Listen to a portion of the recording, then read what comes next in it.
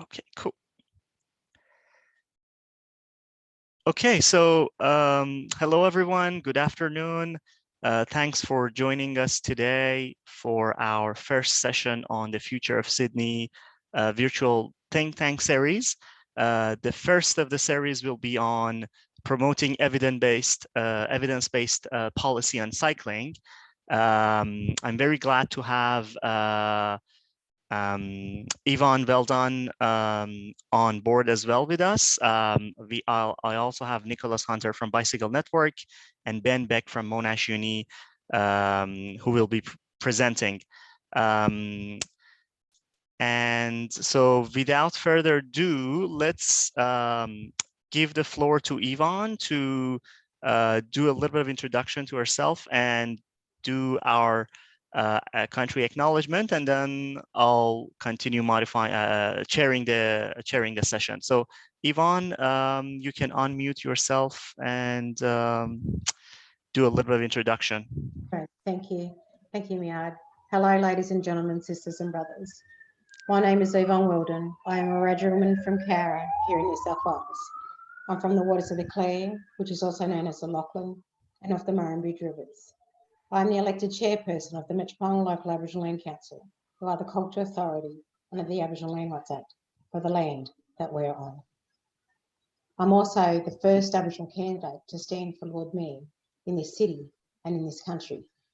And I would like to pay my respects to all elders past and present, to all First Nations, to you and the ancestral lands that you are on.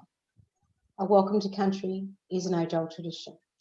It is more than just words, it is a spiritual process for honouring the ancestors' footsteps we are all walking in, continuing the practice of the many generations before us to the many generations to come. The boundaries of our traditional owners are written into the Earth's natural landscapes. The boundaries of the Eora are the Hawkes River in the north, and the Nepean in the west, and the Georges River in the south. And on behalf of the Metropolitan Local Aboriginal Land Council, the elders, and the members, I welcome everyone to the land of the Gadigal. I acknowledge the Gadigal people and the people of the lands that you are on today, whose spirits and ancestors will always remain with these lands, our Mother Earth. Across this beautiful continent of ours, there are hundreds of nations, tribes, and clans existing here for over 60,000 years. This country's First Nations people are the oldest continuously living culture of the world. And as we're all joined online, let us all remember and acknowledge the many warriors that created pathways for all of us, the ones recognised and the ones we've never heard of. My people have always listened and learned from each other, the environment, animals, elements, and our ancestors. We don't live in isolation of body, culture, spirit, land and water, because we are one. For in our blood it runs. And we need to reflect upon the footsteps we're leaving to know where we're heading, shaping a society, a country we can be proud of. And in these times of this pandemic, don't let the social distance make us socially absent. We must maintain we must maintain physical distancing, but not creating barriers to our social connections. So whether it's through your work or your networks, creating an inclusion, an acceptance, and a resilience.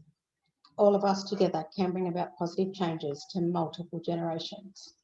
We are in this together, and we can achieve positive change each and every day.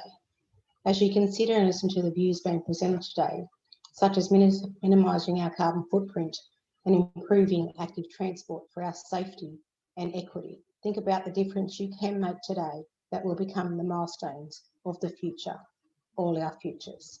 So let us all draw upon my people's spirits as we continue on our journey. May my people's spirits walk with you and guide you as we strive forward for us all. Again, on behalf of the Metropolitan Local Aboriginal Land Council, welcome to Gadigal land. This always was, always will be Aboriginal land. And before I hand it over to Meead, I'd just like to reflect upon the importance of what we're all talking about today and what we need to do in terms of the future. Sydney is a young city with the largest age group being between 25 and 35 years of age. It is critical to put livability and community wellbeing at the heart of our planning system. Climate change is the greatest challenge of our time, And we need a local government that supports residents and businesses in minimising their carbon footprint by encouraging more walking and more cycling. Cycling safety is a big issue at the moment, and it's important for the local and state governments to maximise the impact of their infrastructure investments. To achieve all of these, we need to collect data and evidence on what works and what doesn't. We need to think about who we are impacting and who can live in our city and who is actually connecting in the healthiest possible way. So I'm here to learn from the experts and the community on what the current status of cycling infrastructure in Sydney is. What are the gaps and are the areas for cycling infrastructure investment are, and what we need to do to be ideally where we should be in the next 5 years. So thank you, Meead, for having me here, and I'm looking forward to hearing everyone's input today. Thank you very much, Yvonne, for the beautiful country acknowledgement, and we're very happy for you to have you actually here today with us. So without further ado, I'm going to hand over to Nick from Bicycle Network. Nick, maybe do a bit of introduction about yourself as well, so we get to know who you are, what you do. I know a little bit about your interesting background, but it would be nice to hear it from your own with your own words.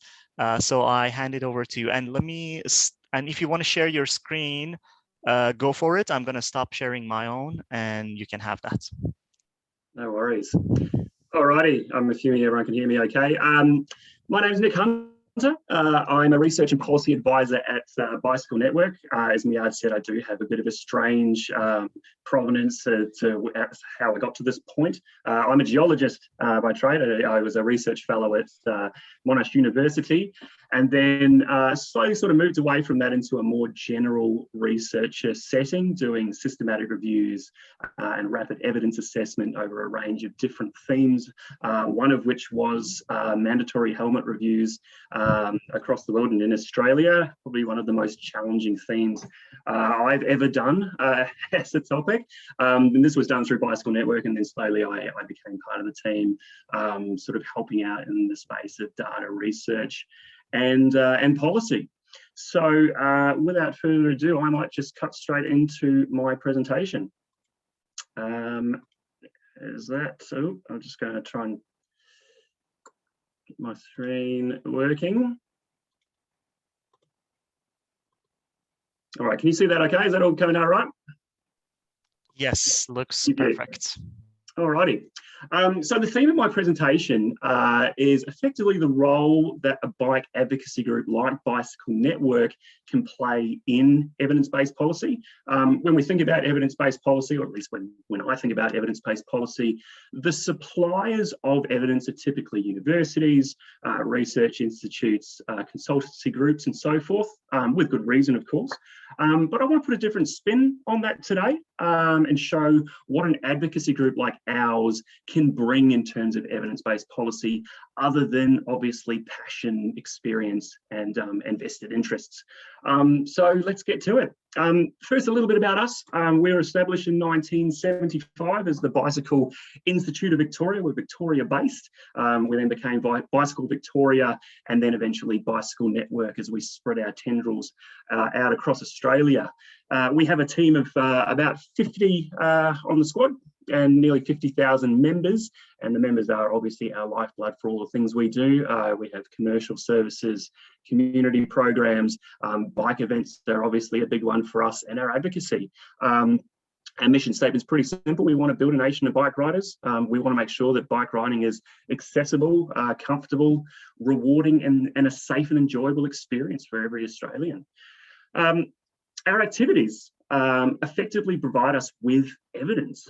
We have this rather unique situation in that by simply engaging in bike riding activities as Bicycle Network, we're indirectly doing research, we're creating data that can be leveraged when it comes to participating in evidence-based policy. And I'm hoping to show you this today by going through some of our current activities. I'm assuming you can see my mouse there. I'm going to sort of go through some of these and show the types of data that we can get out of those that can potentially inform policy and practice. So I'll go through these one by one and show you bits of evidence that we can collect in our mission. So I'll start off with our commercial program, SuperCount. So this is a bike count program, a transport survey program that's been running since 2007. The basic premise here is a council will get in contact with us and say, we would like to get some bike count data from all of these different sites across our LGA. And we'll go out and arm volunteers and staff with clipboards and pens to go out and count bikes. And as well as getting the volume of bikes going through a site, we also get demographic characteristics, usually gender, but also things like age, and the direction, people going north, south, turning left, turning right, and so forth. So this is done at a nominal period of the year. So we have two programs. Super Tuesday runs in March in the morning between 7 and 9 a.m. and that's capturing the morning commuters. And we have Super Sunday, which happens in November, which is on the weekend, capturing recreational activity. So as well as bike riding, also things like running, walking, dog walking, and so forth. And by virtue of doing this work for so long, we've amassed a wealth of data across Australia about bike riding activity. We had over 50,000 pieces of individual count data from over 3,000 locations in Australia. So as you can imagine, pretty good data repository and a valuable opportunity for getting evidence that can go into policy related issues. And just to sort of paint a better picture of the sort of insights that we can get from that data, I'm just going to show you a couple of things that have come out of Super Tuesday that was conducted this year in March. So on the left-hand side on this particular plot, every green point here is an individual piece of count data from a specific site across Australia. Okay, so this is every single site we counted in 2021 on Super Tuesday. On the x-axis, we have the number of bike riders per hour. So this could be anything up to, here is 700, for example. And on the y-axis, we're looking at the distance to the nearest capital city. Okay, so this is in terms of kilometres. So 0 is smack bang in the city centre. You go all the way up to like 45 kilometres from the radius of that city centre. And I say city centre because we're talking about Sydney, Melbourne, Perth, any of the capital cities. And what I'm hoping you'll appreciate in this data is that we have this interesting relationship where the closer we are to the city, we have a higher likelihood of really high bike riding numbers per hour. But as we move away from the city towards the outer suburbs and more rural area, like right in the expanse, we start to get less and less bike riders per hour. Now, in some ways that is kind of intuitive, but here is some data that we can use to really show that insight and have associated implications for the level of ridership in different parts of our cities. So the take home here is, lots of riding in the city and less riding in our outer suburbs, and how we can use that in terms of understanding infrastructural requirements in different parts of our cities. Now, on the right-hand side, we're looking at a slightly different, but nonetheless same sort of plot. So on the x-axis, we're looking at the average proportion of female riders per site. And same as the other graph, we're looking at, on the y-axis, the distance away from the nearest city centre. Okay, and hopefully you can see that as we're moving away from the city centre, you can see the systematic decrease in the proportion of female riders per site. So the closer you are to the city, the more likely you're going to have female ridership. And again, this is interesting data that we can take away that can help us with policy related issues. Here's another little tidbit for you, just to show how we can bring in other data sets, in this case climate data. So every green dot here is an individual count from the same location, but on different days. So different temperatures associated with different days. And this was done over summer. The x-axis here is the temperature. So going from 0 degrees all the way up to 45. And then on the y-axis, we're looking at the variation from the daily average. So suffice to say, anything below the line, lower than average riding, anything above the line, higher than average riding. And you can see that as we get warmer and warmer days, we start to get higher than average riding into the 20s and 25s, makes sense. And then funnily enough, as we're going into the 30s, the 35s, and even the 40s, we're starting to get less and less of the average riding percentage. So we're getting less and less riders, obviously because it's getting too hot.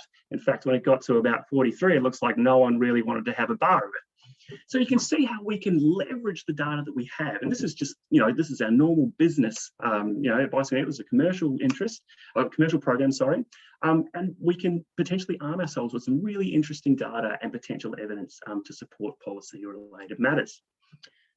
Now I'm going to move over to something slightly adjacent to that. So this was an interesting spur of the moment count activity that we did last year, which we colloquially called the COVID counts. So during stage 3 lockdown in Victoria, as it probably was up in New South Wales, we saw a massive rise in bike sales.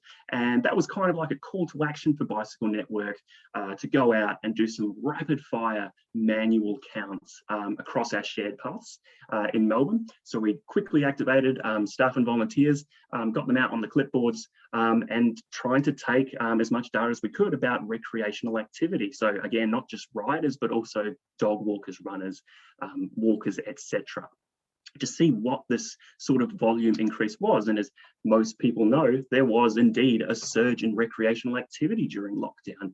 So this is kind of a trade in this graph up the top here. So we've got these different shared paths in Melbourne. The green bars here are the typical volume before lockdown, and the blue bars are during lockdown. So you can see that there were, in many cases, a massive rise in recreational activity, most of it being on the weekends. As you can see on this Gardner Creek Trail, almost 1,000 more users were counted on the weekend.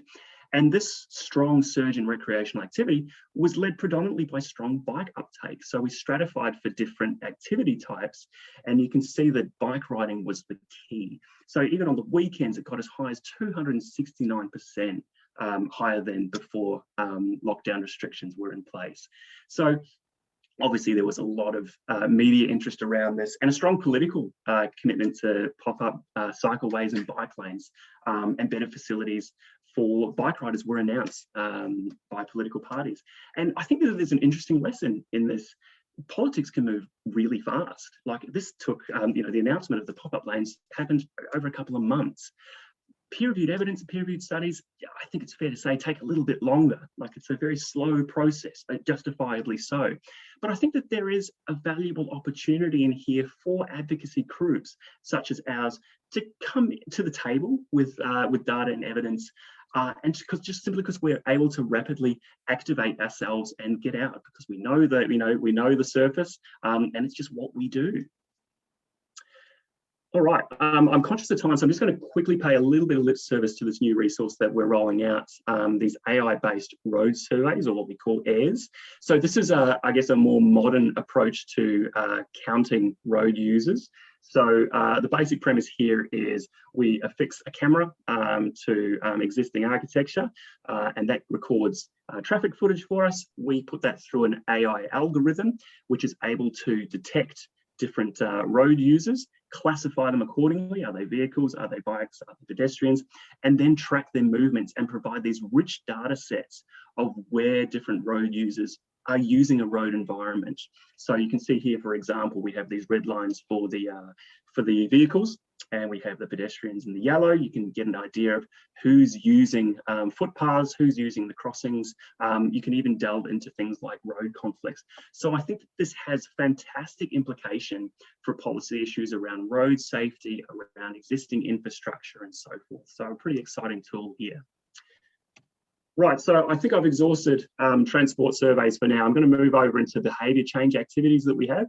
So I think this is probably the key one to highlight. This is our open streets trial that's occurring at the moment. So for those that don't know, the basic premise of open streets is you close the road to vehicles and you open the streets to active travel and other forms of I guess, people-based transport and recreation. In this case, we've been trialling it at a primary school. So we've been opening the street to active travel and active recreation, which is kind of what's been shown down here. This is a typical school day, but when we open up the street, you can see that the kids flood the space, all out on their bikes, doing lots of, chalking on the road, including our staff getting involved in that as well. Great sentiment, but obviously we want to know the data of its effectiveness. So we've been pretty committed to trying surveys and getting survey responses on the attitudes, particularly of parents. I'll just show some of that now.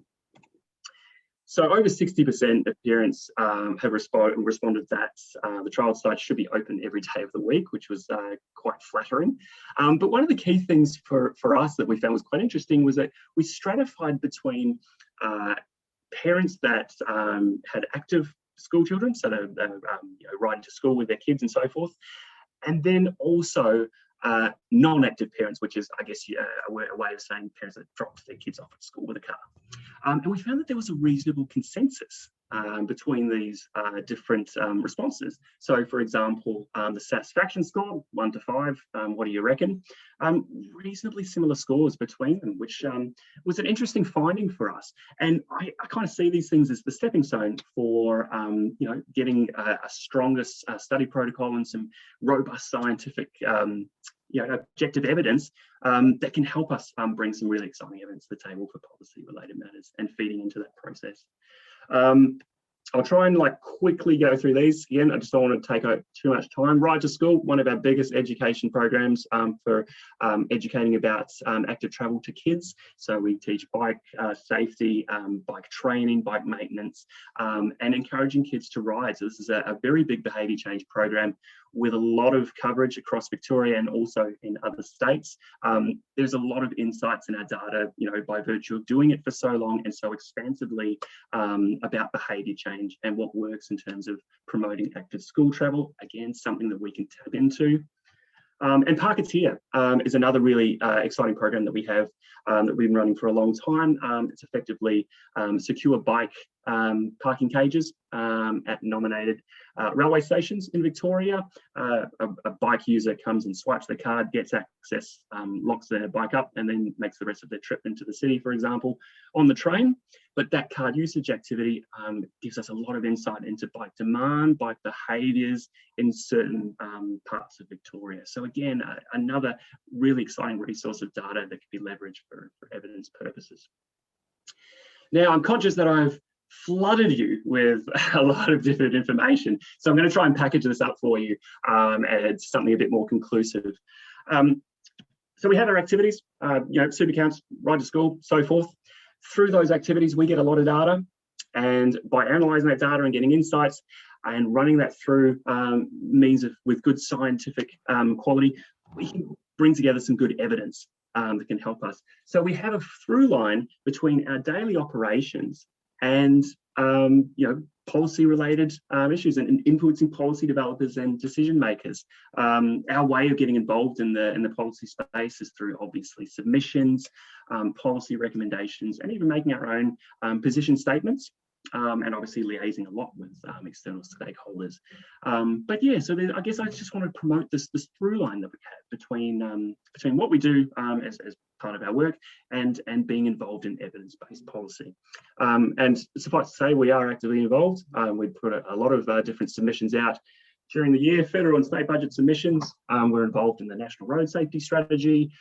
We regularly put out bike reports on things like thefts, fatalities, where we combine our data with pre-existing peer review literature and so forth. I'm slowly wrapping up. I just want to sort of keep on topic. What are the key challenges I see ahead for Sydney? You have all these new pop-up cycleways. I think a key task is ensuring that they go through a fair monitoring and evaluation. Mixed methods, looking at gender diversity, can control sites be adopted? Things like that, I think, are really important for ensuring that they get the fair go that they deserve. Safer freight vehicles, it'll be important for new technology to be mandated, such as blind spot information systems that protect riders. I think that's going to be a really big thing. Food delivery rider safety, how can we better support our delivery riders so that they're making a living? Slower speed neighbourhoods, 20-minute neighbourhoods, critical examination of infrastructure, just making sure that we're always prioritising protected bike lanes, traffic calming measures and so forth. I think I've outspent my welcome here, so I'm going to conclude now and just say, look, the bottom line is advocacy groups are your friend. We do, as well as having obviously a lot of experience and a lot of passion, we do have lots of data and potential evidence that we can bring into evidence-based policy as well. So it just takes a bit of engagement. Talk to us and we'll talk back. I guess that's the bottom line. And I'll leave it there. Thank you very much for giving us the opportunity to be involved here. Thank you very much, Nick. That was excellent. I'm sure there are a lot of questions. I may have some questions for you as well, but because we have about 20 minutes at the end for discussions and questions and answers, so if everyone is okay, let's go to Ben's presentation so he can also present his stuff, and then we open the floor for discussions around some of these topics that we've discussed so far. So Ben, floor is yours if you want to share your screen and go ahead with your talk. You have 15 minutes, just like Nick, and then we'll have discussions. Oh, yeah, this is a separate one. Great, thank you very much, Meead, and thanks very much for the invitation to be able to talk today. I'd really like to thank Yvonne for that beautiful welcome to country. Similarly, I'd like to acknowledge the traditional owners of the lands on which we're all gathered today. For me, that's the Wurundjeri people of the Kulin Nation, and I pay my respects to their elders, past, present, and emerging. My name's Ben Beck. I'm Head of Sustainable Mobility and Safety Research in the School of Public Health and Preventative Medicine at Monash University in Melbourne. And I really love coming at this problem from a public health perspective. And the reason is because there's this beautiful intersection between how we can try and enhance safety and increase participation. We all know that perceived safety, or how safe someone feels when they're riding a bicycle, is the key barrier to increased cycling participation. So if we can try and address safety and make environments safer for people who ride bikes, not only do we have the opportunity to reduce injury, but we have the potential to be able to substantially enhance cycling participation, and therefore see the benefits, the multitude of benefits that exist, that Yvonne really beautifully articulated around population and environmental health, connectivity, and obviously the economy as well, which is a really strong argument for increased investment in cycling infrastructure. What I'll do today is provide you with a kind of high-level overview of bicycling participation, infrastructure, and safety. So we'll be covering a little bit of territory, but at a kind of high level today. I would like to acknowledge the fact that this is a conversation around the future of Sydney. However, a lot of what I'm going to be talking about today is based on data here in Melbourne. Nonetheless, I think that there's some wonderful opportunities to learn from these experiences, and there's a lot of shared problems that we face across our two cities. What I'll do is start with a conversation around participation and interest in cycling. And this is a problem that we face in cities across Australia. On the left here, we've got a figure that depicts cycling participation with the darker red colours indicating a higher proportion of trips made by bike. And what we see unexpectedly here is that we have this centralisation of cycling in inner city areas. And so there's a challenge here that we face, and to progress on from Yvonne's comments earlier, we have this wonderful opportunity to try and address existing inequities that exist. So by focusing on where cycling occurs at the moment, we have the potential to be able to perpetuate existing inequities, and we really need to consider how we can support trips that occur outside of where the vast majority of our cycling occurs at the moment.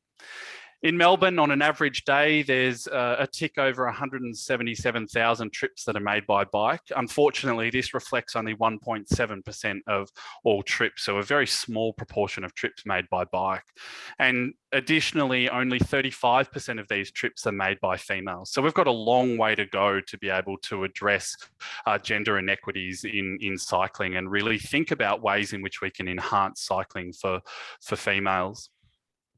Another important point on this slide is to think about what trip purposes are when people jump on a bike. We kind of commonly focus on two main elements. One is work-related trips, and secondly is recreational trips. And we have a bit of a hyper focus on recreational trips in Australia, brought in about in part because of the fact that there is a little bit of a culture of mammals known as middle-aged men in lycra. Around cycling. And the problem with that perpetuation or that focus is that we then forget about the diversity of trips that actually occur when we talk about cycling in its true diversity. And here we see that there's a large number of trips that are made for social purposes, shopping purposes, and other trip purposes.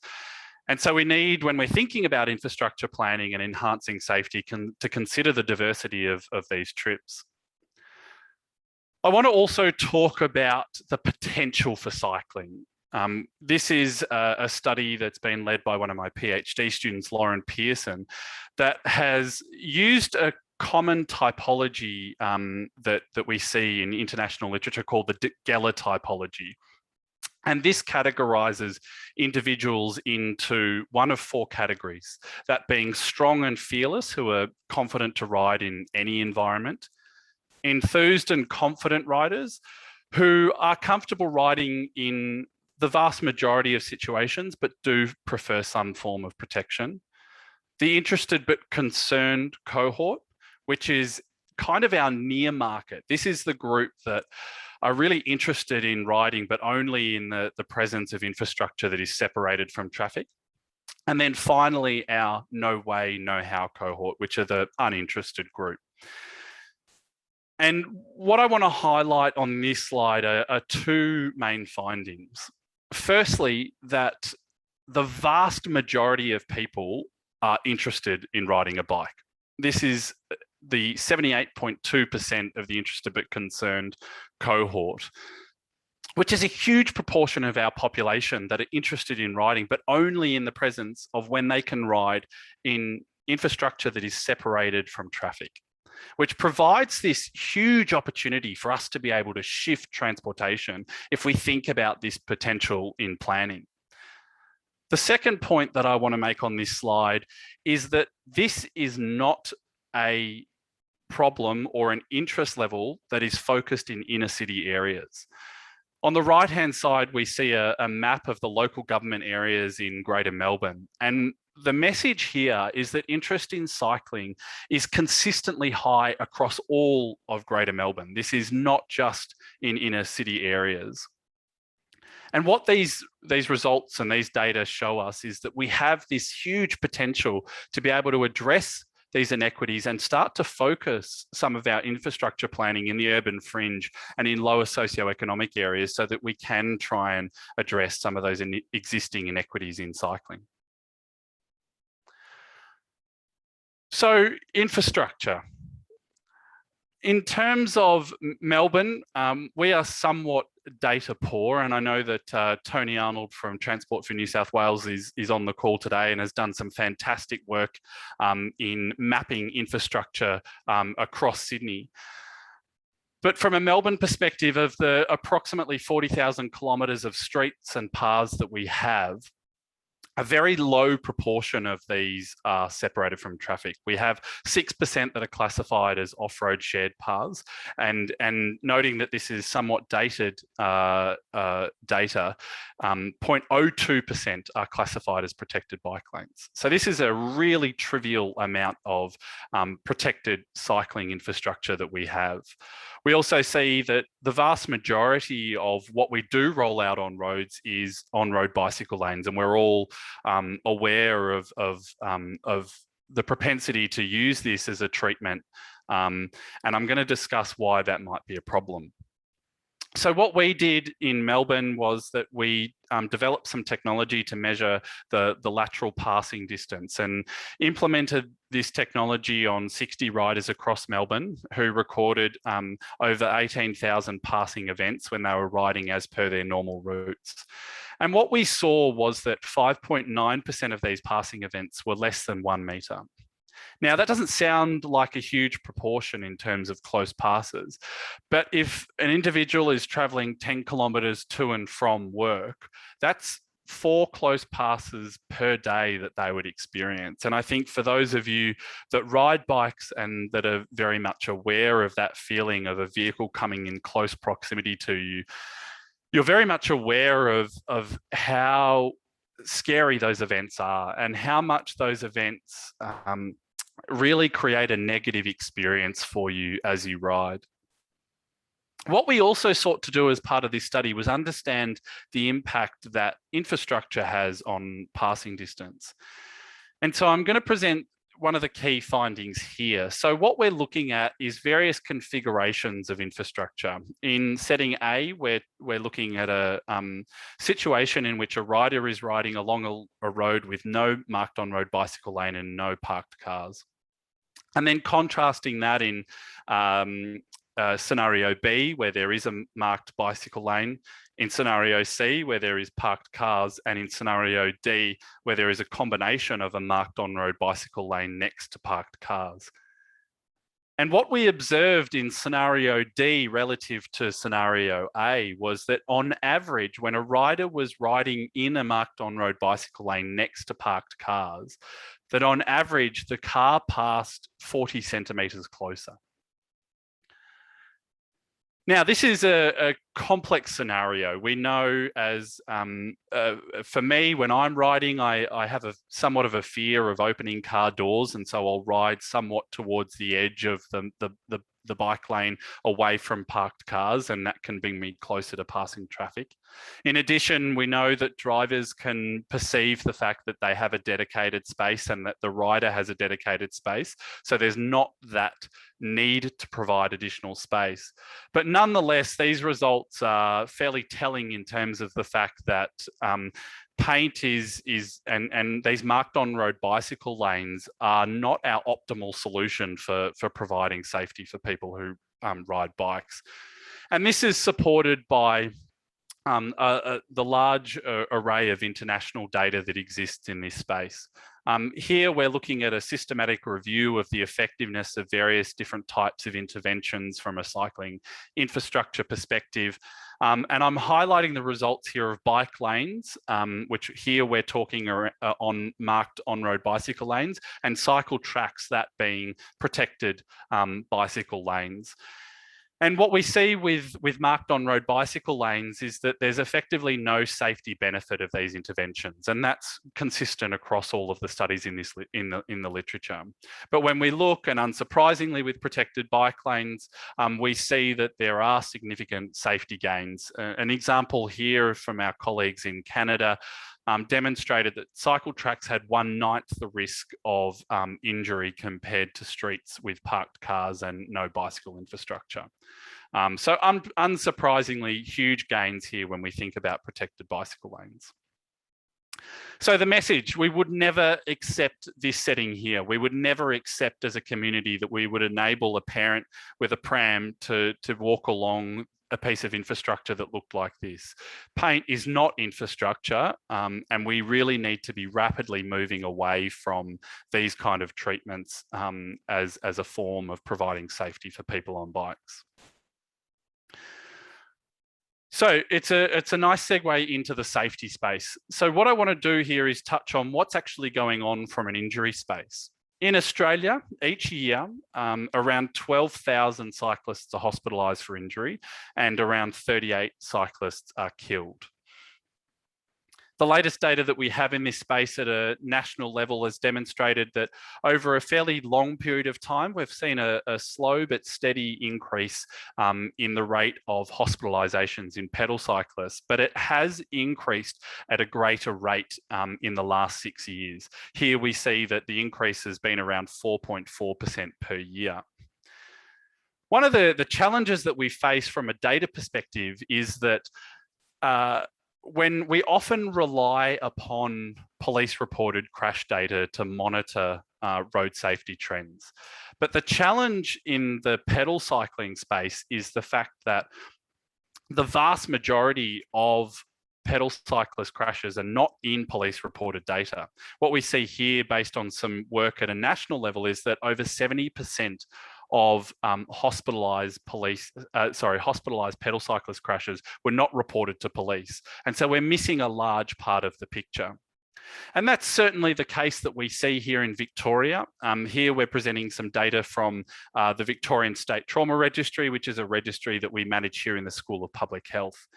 What we've seen is quite an alarming increase in the rate of injuries over time. Now, we're not accounting for exposure here. That's beyond the scope. We really don't have robust measures of exposure that enable us to account for increased cycling participation over time. But we do know that there's been more than a doubling in the number of seriously injured cyclists over the last kind of 10 to 12 years. What's quite interesting about this, though, is that the vast majority of this increase is not being caused by increases with motor vehicle crashes. In fact, on the right-hand side here, we see in the green that the largest increase that we're seeing is in single bicycle crashes. So these are crashes that are occurring without the interaction of motor vehicles or without collisions with motor vehicles. And this is a really kind of unexplored space. We really haven't had a whole lot of evidence in this space before. What we did was interviewed a cohort of injured cyclists in hospital to understand how these single bicycle crashes were occurring. And there's a real diversity of causes here. We're looking at things like loss of control events when riders are descending, perhaps curved, wet areas and losing control. A bit of a problem for Melbourne being tram tracks, and there's significant interactions with tram tracks. We saw a number of issues with road surface quality, and certainly the Victorian Department of Transport are starting to realise this is a key problem and are starting to address this, and also mechanical issues. So these provide opportunities for us to think about how we can provide advice to riders to ensure that they maintain their bicycles for the purposes of safety. All right, so just heading towards the end of this, I wanted to kind of touch on the near future in the context of the future of Sydney. And I wanted to highlight a few of the things that we're doing, some of which Meead is involved in. And the first point here, just to give you a taste of some of these things, is that particularly from a Victorian perspective, we're very poor from a cycling infrastructure perspective. And through the advent of artificial intelligence and an increased rate of high quality aerial imagery and satellite photography, we have this opportunity to be able to automatically characterize cycling infrastructure through these types of mechanisms. And we're doing that at the moment. As I touched on earlier, there's a real absence of robust evidence around when and where people actually ride. And what we're doing at the moment through a project funded by the Australian Research Council is developing a model of cycling exposure that will enable us to estimate the number of cyclists on each street. And this will give us a really detailed insight into where people ride, but it'll also give us a really detailed insight into risk and safety across the entire network, so that we will be able to then use evidence to inform where we implement infrastructure. We're also doing a large amount of work looking at ways in which we can use artificial intelligence approaches to characterize near-miss events, and ensuring that we capture user experiences as people ride. As I mentioned at the start of my presentation, the biggest barrier to increased cycling participation is how safe someone feels, yet we don't really have the tools and mechanisms to be able to measure that, and that's what we're addressing at the moment. So just coming right towards the end of this, I think a question that is on my mind is how much protected infrastructure is enough? How much is really what we need? And I think we know at the moment that we are a long, long way away from where we need to be. But some work here from Mark Stevenson looking at modelling a 10% modal shift away from private cars to active modes of transport, demonstrated that we actually needed around 40% separation between motor vehicles and active transport users for us to actually see, to reduce the impact of this on this increased uptake of active modes of transport from an injury perspective. And so with increased participation, unless we actually really invest quite substantially in protected infrastructure, then the likelihood is that we will continue to see rises in injury rates. And this also then begs the question around, well, what are our other solutions? I know Lena is on the call today. We recently had the UN Road Safety Week, and there's some wonderfully simple solutions of reducing default urban speed limit to 30 kilometres an hour that can have huge potential benefits for active transport users. And so these interventions are obviously cheaper, easier to roll out, and we can do so across large areas. But nonetheless, both interventions such as lower urban speed limits and protected infrastructure both come with their challenges. And I'm going to leave, this is my final slide, which is really around the fact that implementing these interventions is not easy. So we've spoken about the need for increased investment in infrastructure and how protected infrastructure is really the key. What I'm presenting here is just a snapshot of some research that will come out shortly, which has been around setting priorities for active transport in Australia. And these priorities have nothing to do with a lot of the traditional research that has happened in this space, but are very much focused on what is required from an evidence and policy perspective to reallocate road space, or what are the reasons for community resistance to active transport infrastructure or lower urban speed limits, and how can these be overcome? And what are the political barriers and enablers of achieving sustained and appropriate investment in active transport now and into the future? So while we have an evidence base to a degree around what's needed, these kind of broader political and community and social challenges need to be addressed for us to be able to really tackle this problem and be able to advance active transportation into the future. So I'd just like to acknowledge the funders of our work, and I'm once again very grateful, Meead, to be able to talk today and look forward to the discussion. Thank you very much. Thank you very much, Ben. That was great. Lots of information. I see Tony is on the call. If I don't, Tony, I don't want to put you on the spot, but I think I'm doing it. But do you want to introduce a little bit yourself and then tell us the work that you do on the cycling data in Sydney to try to connect some of these Melbourne-based data that we were presented today to some of the Sydney more local stuff. So go ahead. Sure. So yeah, my name's Tony Arnold. I'm a GIS analyst in the walking and cycling team at Transport for New South Wales. My background was in software engineering originally, but I spent 5 years at Austroads coordinating the national cycling strategy. So I've got a bit of a combination of the technical, analytical side, but also a bit of policy and strategy in the cycling space. So I'm sort of interested in a lot of the things that Ben was talking about, from the technical and analytical data that we capture and why we do it, and the networks and the counts and everything. Also along the lines of community support and political buy-in and all those sort of other aspects that go with kind of running a strategy and trying to change the dial on how does the community feel about things and all of that. So yeah, it's a really interesting kind of discussion, I think, where Ben's taking us with all of that.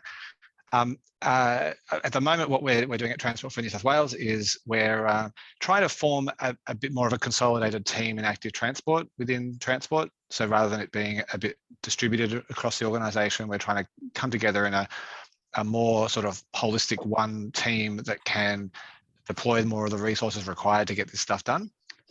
Part of that is we're looking at a sort of a data roadmap, so a strategy around how do we collect the right data.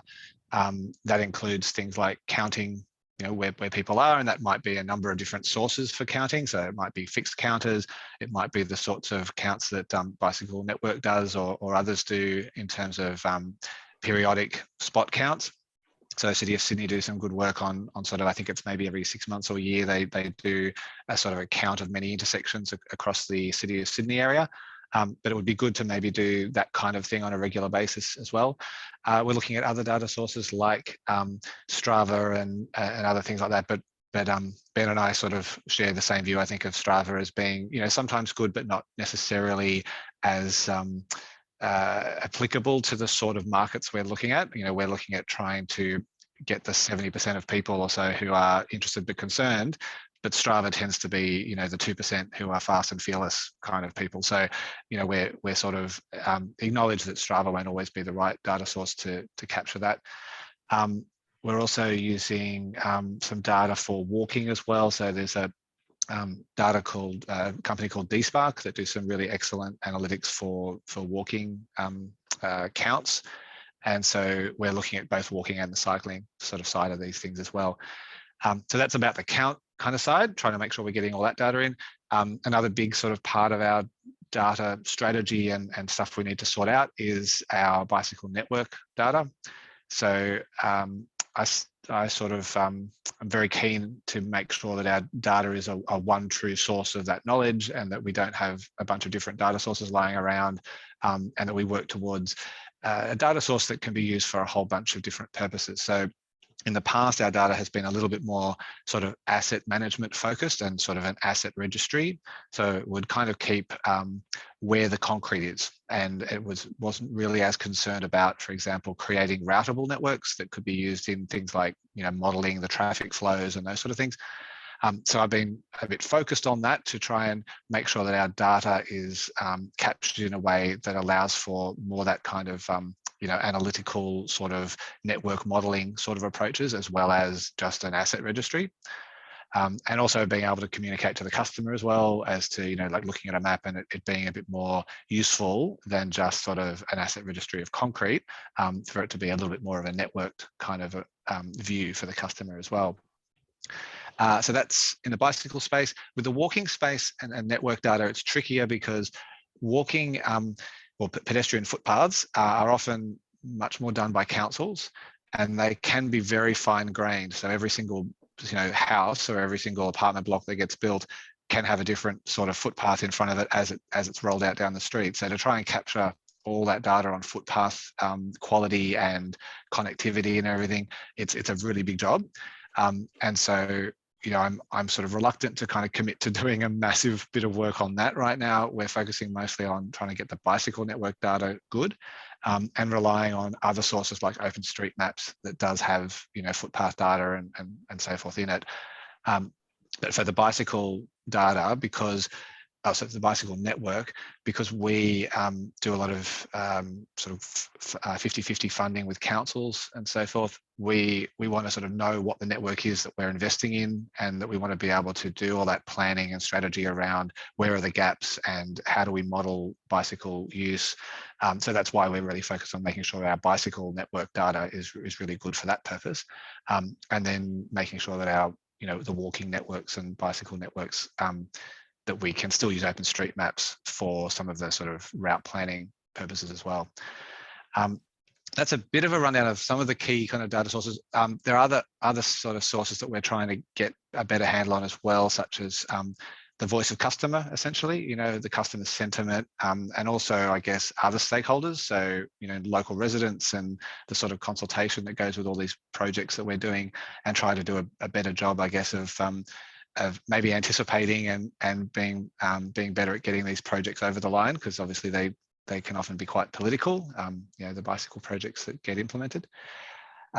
Is there any other questions, I guess, about that? That comes to mind? No, I think that was great. Rundown? I think, no, that was great. It's great to hear that you guys are doing the back-end job and putting together data, because when I actually moved to Sydney a couple of years ago, I found that at least at the time, it was really hard to get our hands into some good cycling data.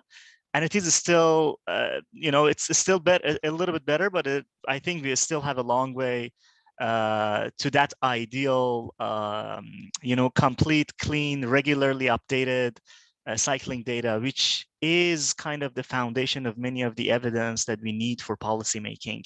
And I'm hoping with some of the work you guys are doing in Transport for New South Wales and hopefully at City of Sydney, we have hopefully we'll get more higher quality and regularly updated data.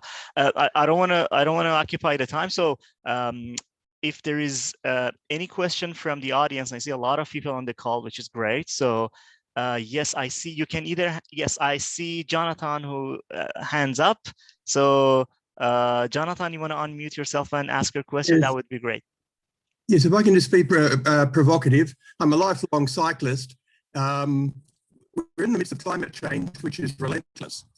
It's going very fast. And I think if we're planning for bikes, I think bikes are part of the mitigation. I think we can do no more than mitigate. But when we're dealing with children cycling, they're going to be in the midst of terrible weather before they become adults. So therefore, they're out there. I mean, they've got to be encouraged like adults. But therefore, bike paths, I think, necessarily have to be off-road. In Sydney, we've got an increased number of big SUVs powered by diesel. But these bike paths have to be in the shade. So part of the solution would be trees. So I'm just suggesting we put the bike paths down, we put trees all along the bike paths at the very least. The final thing is mixed in with this is pollution. So on the roads where we cycle, we're exposed to high levels of pollution, which will only get worse as the temperatures rise. And recent data, like in the last 18 months, shows that the pollution can be quite toxic without us knowing about it. And of course, cyclists inhaling so much with high respiratory volumes, you know, we're just so exposed. So they're my issues. Actually, that was a great point, Jonathan, because I can just quickly comment on it before letting another person to ask a question. I know there are a couple of papers in the academic literature that they've done some studies on how much emission cyclists inhale. So in fact, if a cyclist ride in a high volume traffic road, surprisingly, the health benefits will quickly go away because of the amount of emission somebody inhales, especially if you ride a little bit faster, if you inhale a lot. If you do deep breath, you actually inhale a lot of emissions. So yeah, that's a very good point, Jonathan. Thank you for that. I don't know if anyone wants to add or anything, but I see a couple of hands up. So Noam, or Tony. Yeah, I'll Tony. respond to Jonathan there. I mean, good comments about the need for trees and, you know, all the benefits that go with trees. The Transport are doing a lot of work on a movement and place approach at the moment, where in the past, I think, movement has been a focus for transport organisations, you know, in Australia particularly, and so you know, traffic flows and making sure traffic was flowing, it was sort of the priority. We're doing a lot of work now on place as well, which includes that sort of idea of, you know, nicer environments for people and for lingering in spaces. So that includes things like having more trees, having nicer public spaces.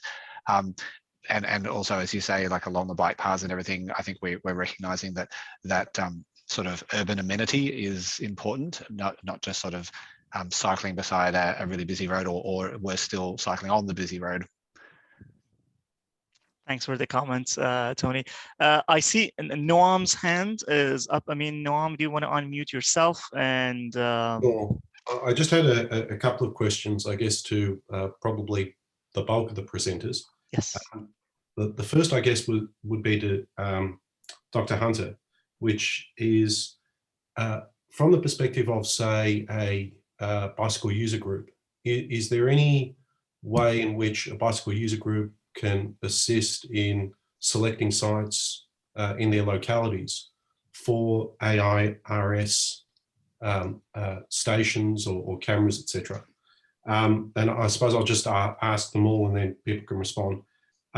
And the second question really was to all of the speakers, which is, has anyone actually thought of encouraging cyclists to use or use their phones as a way of gathering fairly solid data over the routes that people are using, the length of time?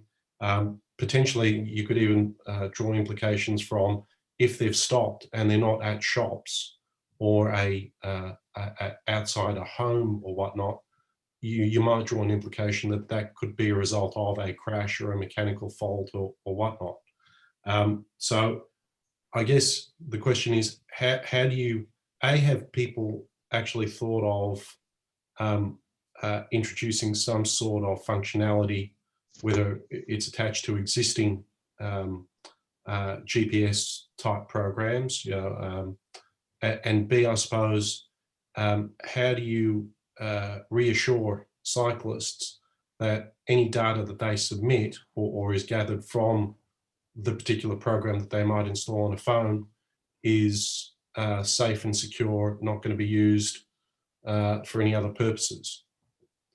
Thanks. Perhaps I'll start with that first question, just quickly respond to that.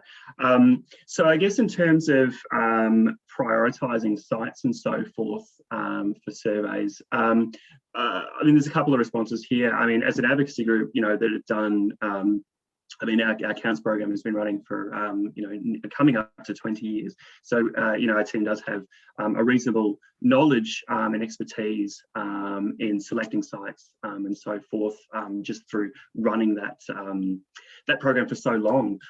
In terms of, I mean, the other options that we have is obviously working with bugs and other groups that have local knowledge as well.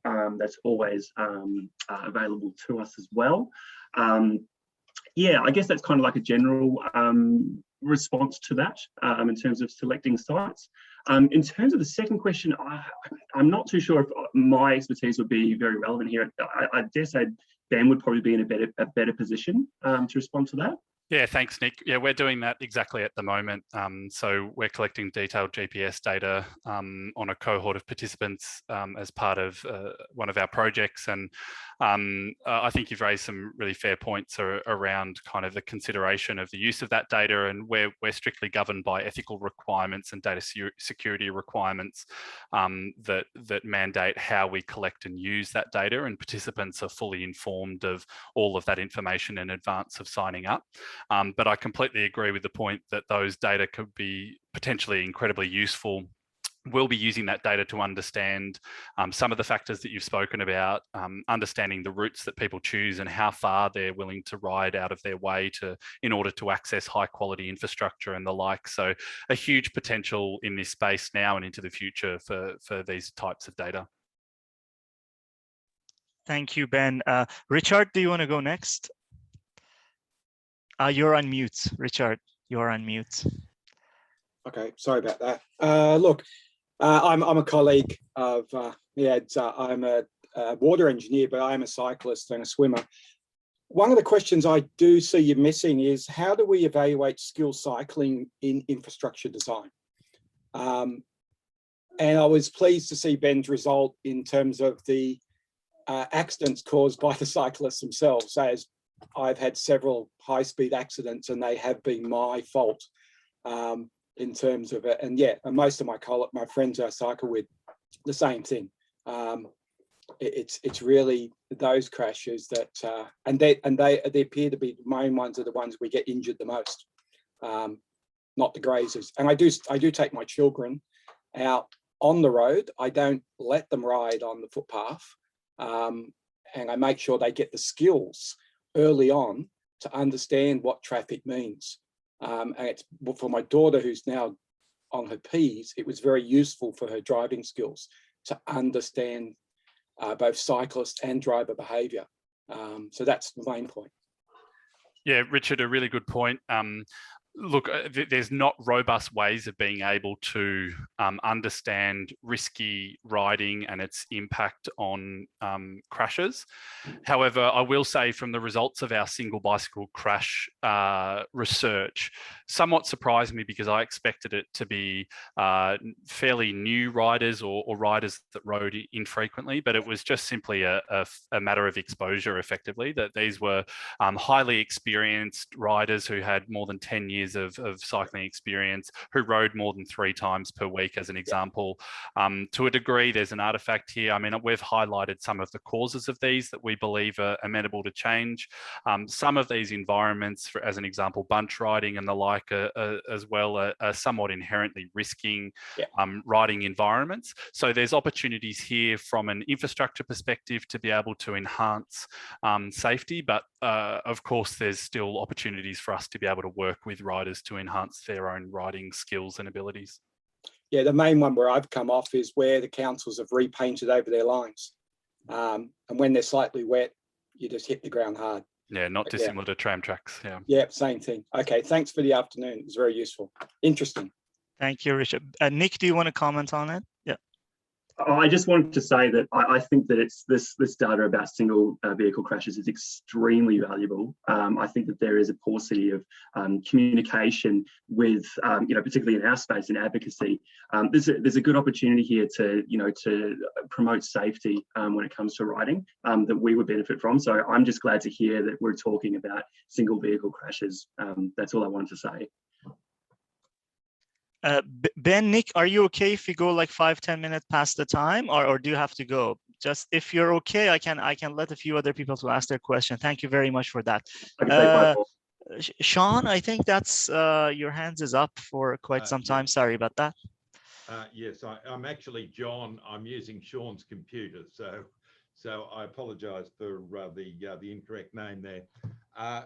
Until last year, I had no exposure or knowledge of cycleway policy. I live on Bridge Road, Glebe, here in Sydney, and as part of one of the temporary cycleways was installed on Glebe Bridge Road in Glebe. That happened in July, and it caused massive disruption to the residents. And as a result of that, the residents crowdfunded their own safety audit, which found that there were 26 serious or intolerable safety risks associated with that safety audit, with that particular cycleway. We also did Freedom of Information, or as it's now called, GIPA requests, and found that Bridge Road had been looked at in 2015 and determined by RMS at that stage to be inherently unsafe in relation to the use for cycleways, because the design of the road is such that any cycleway is going to be intermittent. That is, that it's going to be coming in and out, and also the volume of traffic is such that it will never be safe for cyclists. Now, the residents are obviously concerned about their own amenities, but we've become extremely concerned about the safety of cyclists as well, because our view is that if this cycleway continues, somebody is going to be seriously injured or killed. We know from what we have seen that about the number of cyclists who have been injured. And we actually were able to get the minister, Mr. Constance, to come out and look at the cycleway for a period of over half an hour. And during that time, not one person legally used the cycleway. There were people who used the footpath, there were people who used the roadway, but during the time that Mr. Constance was there, nobody legally used the cycleway. Now, one understands why it was thought that temporary cycleways might be a good idea during COVID to reduce the number of people using public transport to encourage cycling. But the real concern here is that unless these safety audits are done before cycleways are installed, you're going to run into the same problem as we have in Bridge Road. That is, an unsafe structure is put in place, and then the status quo just goes on. In other words, it's there now. Let's not do anything about it.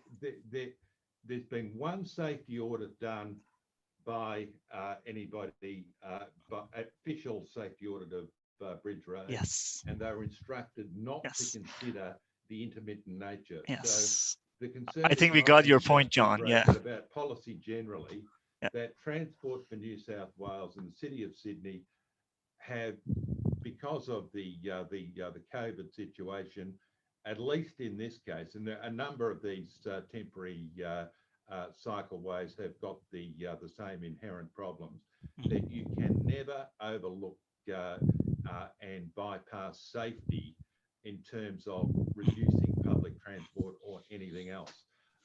The the numbers of cyclists who are killed already is significant, and we've heard today about the number who are injured. Thank you, John, for sharing those concerns from a citizen perspective. Very interesting to hear those.